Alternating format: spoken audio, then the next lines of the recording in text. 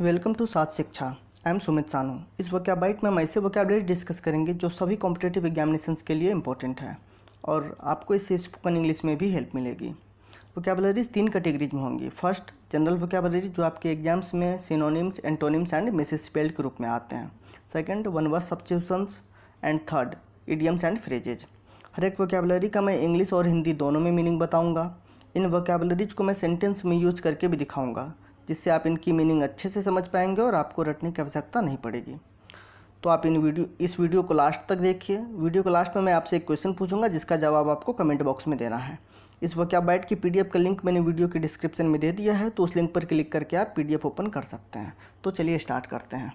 First word is accede, ACCEDE। Accede means to agree, to give in to someone's wish, threat और pressure. Last vocabularies में मैंने एक phrasal verb किया हुआ था, गिव इन। इसका मतलब होता है किसी की विश, किसी की थ्रेट, किसी के प्रेशर के आगे झुक जाना, उसकी बात को मान लेना। तो एक्सीड को सीधे शब्दों में समझिए कि किसी की बात को मान लेना, उसको स्वीकार कर लेना, चाहे वो खुशी खुशी करें या दबाव में आकर करें। सेंटेंस में देखिए, he acceded to the terms and conditions of the proposal. वो प्रपोजल के टर्म्स एंड कंडीशन को स्वीकार कर लिया, उसको मान लिया। The government had to accede to the demands of protesters. सरकार को प्रदर्शनकारियों की मांग के सामने झुकना पड़ा, उसकी बात को मानना पड़ा, स्वीकार करना पड़ा। अच्छा, यहाँ पर देखिए फर्स्ट सेंटेंस में आपको पता चल रहा होगा कि वो खुशी खुशी टर्म्स कंडीशन को मान लिया, लेकिन दूसरे कंडीशन में गवर्नमेंट को दबाव में आकर प्रोटेस्टर्स की मांग को मानना पड़ा। तो एक्सीड का मतलब होता है किसी बात को स्वीकार कर लेना, मान लेना, चाहे वो खुशी खुशी करे या किसी के दबाव में आकर करे। नेक्स्ट देखते हैं, defiant, DEFIANT। Defiant means showing disposition to challenge, resist और फाइट और नॉन कॉम्प्लाइंट पर्सन। मतलब ऐसा व्यक्ति जो दूसरे की बात नहीं मानता है, किसी की बात नहीं मानता है, दूसरे का विरोध करता है, उसको अपोज करता है और चैलेंज करता है। जैसे अ डिफाइंड चाइल्ड, स्कूल में एक दो ऐसे बच्चे निकल जाते हैं जो किसी भी टीचर की बात नहीं मानते, टीचर को चैलेंज करते रहते हैं, टीचर को उल्टा सीधा कह देते हैं, बदतमीजी भी कर लेते हैं, उसका विरोध करते हैं टीचर का। तो ऐसे बच्चे को अ डिफाइंड चाइल्ड बोल सकते हैं। और ये जो एटीट्यूड है, इसको अ डिफाइंड एटीट्यूड बोल सकते हैं। सेंटेंस में देखिए, the defiant child was punished by the principal. और इस तरह का जो बच्चा है उसको प्रिंसिपल ने दंड दिया। Defined party members openly challenge the leadership.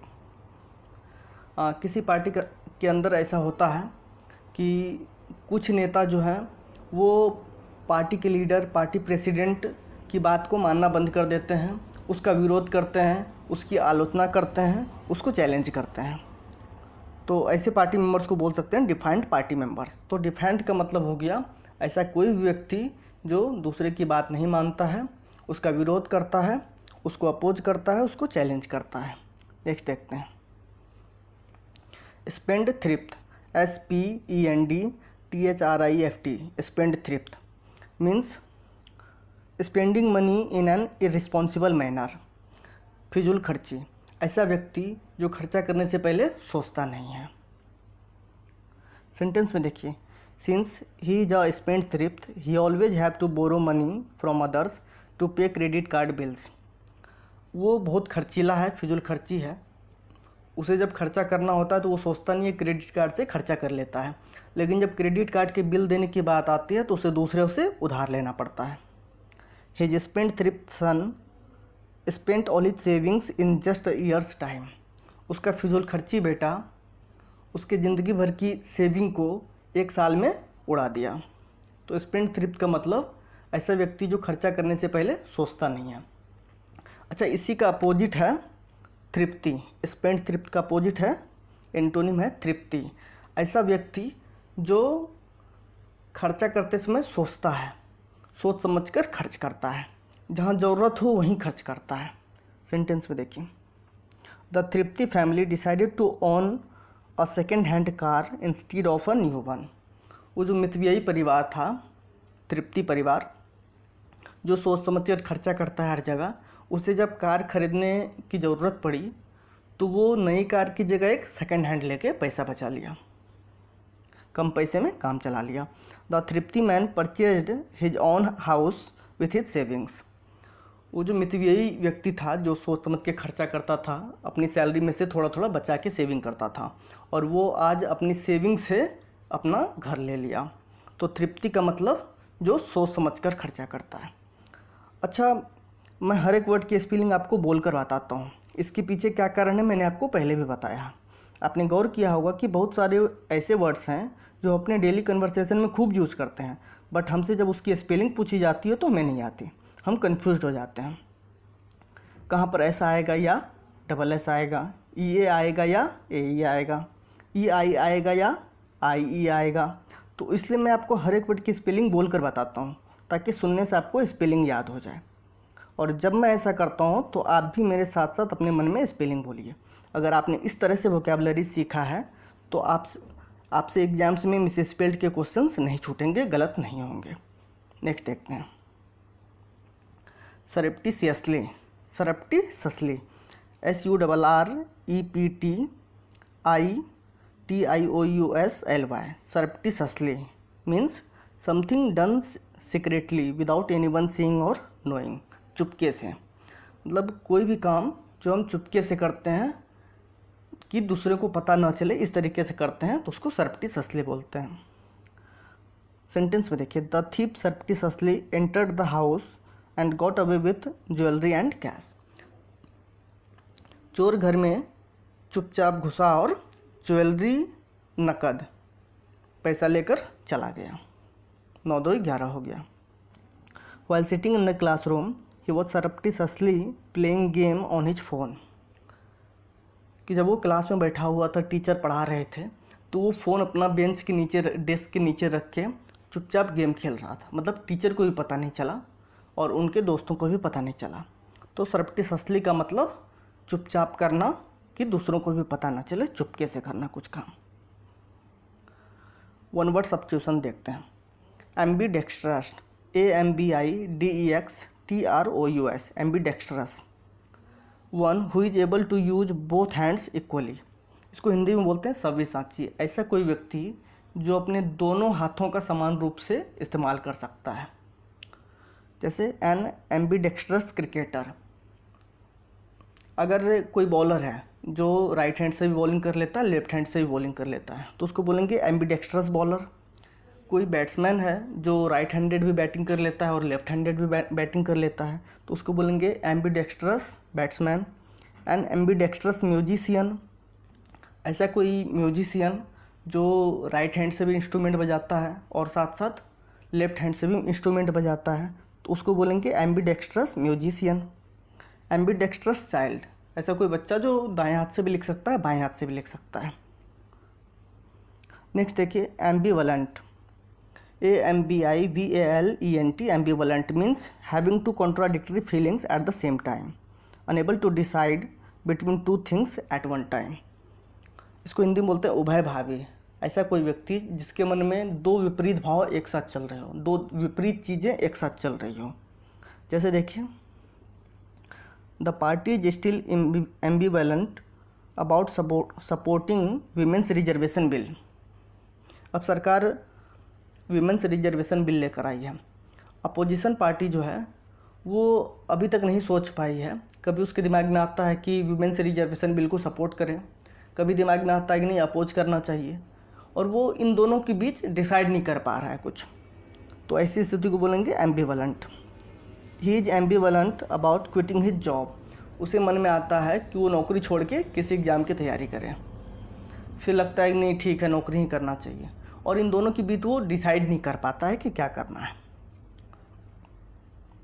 Next देखिए, ambiguous, AMBIGUOUS, ambiguous means having two और मोर पॉसिबल मीनिंग्स। कोई वर्ड है, कोई सेंटेंस है, कोई इंस्ट्रक्शन है, वो स्पष्ट नहीं है, मतलब कोई उसको पढ़ के अलग अलग मीनिंग भी निकाल सकता है। जैसे देखिए, एम्बिग्यूअस इंस्ट्रक्शंस।